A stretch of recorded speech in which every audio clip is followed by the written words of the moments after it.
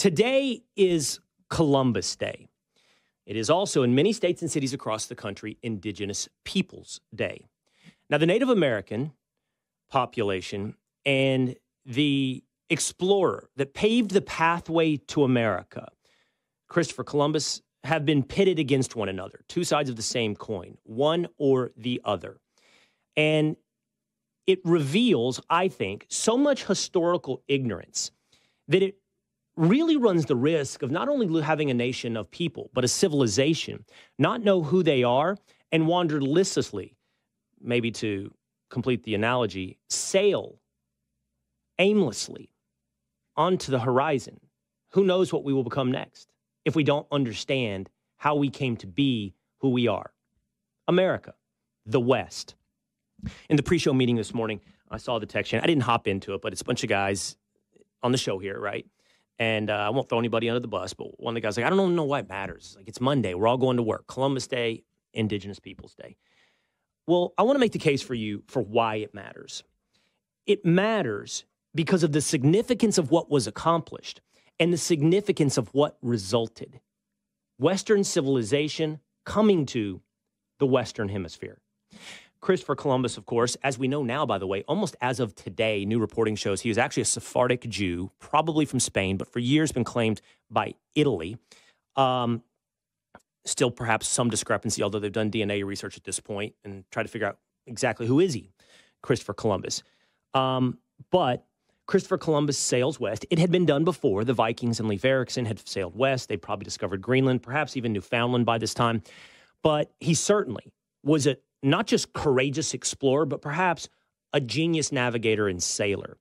Columbus himself discovered in the 1490s things like the Gulf Stream, the wind patterns of the Atlantic, how to sail back and forth. He fought off mutinies multiple times among crew. He sailed into the unknown, although it had been discussed since like the 2nd century AD by, I believe, people like Ptolemy, that the world was round. By the way, he discovered it's not a perfect sphere. But is in fact not flat. He ended up landing in the Caribbean and discovered the new world. And by discovered, at the very least, paved the path, literally almost like he paved the road for Western civilization's colonization and expansion into the West. Now, of course, over time, there has been more historical research and a reframing of history to say, oh, Columbus, genocidal, monster, unleashed horrific future upon native tribes. Now, here's what did happen. Objective truth. Columbus landed in the Caribbean. He had a good relationship with some tribes, bad relationship with other tribes. All tribes basically suffered under the arrival of the West, of Europeans, primarily by disease. Hundreds of thousands of almost every nation, every indigenous people's nation suffered from this point forward. That is true. Whether or not it was in North America, South America, Central America, or the Caribbean. Outside of disease, it's pointed out that Columbus took slaves. Columbus slaughtered many people he encountered. And that is true as well. Those are all things that are true. But the mistake made by the reframers of history, the Howard Zinns, honestly, the modern American elementary school textbook, is to think that Columbus lived in a time where Joe Biden was president. That Columbus lived in 2020. Columbus lived in 1492.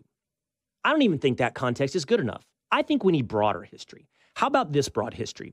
Every single peoples that populated this planet from the beginning of time up until today have been a tribal existence based upon conquer and conquest. Period. End of story. Every single one. The Native Americans didn't live in some type of Garden of Eden utopia where everyone got along and shared resources. The Native Americans slaughtered one another. Conquer and conquest. Tribes. I know well about this. I've studied, North American, Native American tribes extensively, from the Comanches to the Sioux. It's just a fact.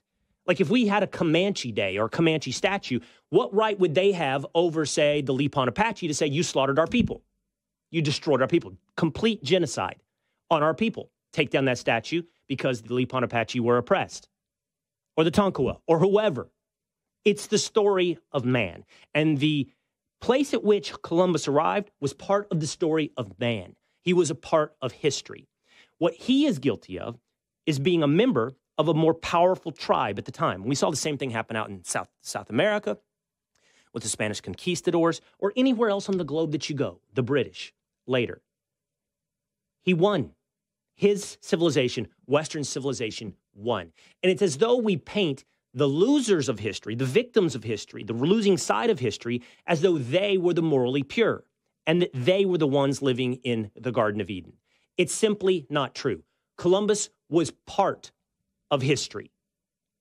It's not something we have to celebrate, but we have to contextualize that this has been the nature of man. What more, he was a man of his moment. In the 1400s, you're beginning the age of exploration. Columbus is really the advent of the age of exploration. All these books I love reading about Shackleton and James Cook. It's 300 years later. Columbus starts this. And this is what happens, by the way, a new world, new resources. There's not some big bad evil to Western civilization and colonization other than doing what everyone else did, just doing it better. Columbus, yeah, he wasn't morally pure. But I think I need you to point out the morally pure of 1492. We can't hold them to the standards of 2024. And it totally sweeps away the incredible achievements of Christopher Columbus. Now, this holiday has become controversial. In 1937, FDR makes it a national holiday.